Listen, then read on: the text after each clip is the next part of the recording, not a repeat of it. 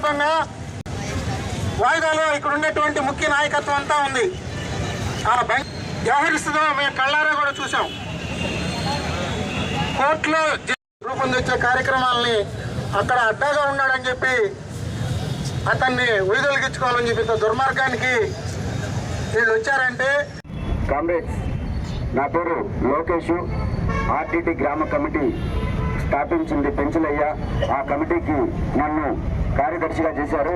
అలాగే ఎం పెంచలయ్య అనే వ్యక్తిని అధ్యక్షులుగా చేశారు.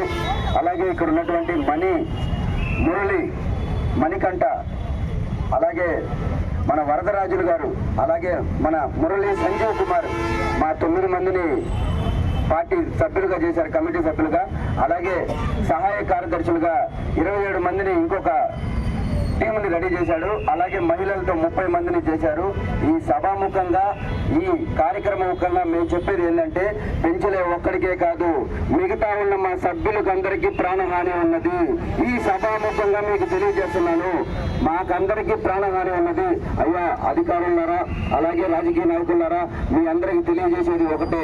మా యువతగా మేము కోరుకున్నది, పెంచలే ఆశయం ఒకటే, గంజాయి రహిత నెల్లూరుగా, అలాగే రౌడీజం గూండాయిజం లేని రహిత నెల్లూరుగా తీర్చిదిద్దాలని, ఆయన కళను సాకారం చేయాలని ఇక్కడ ఉన్నటువంటి అధికారులకి, నెల్లూరు శాసన మండలి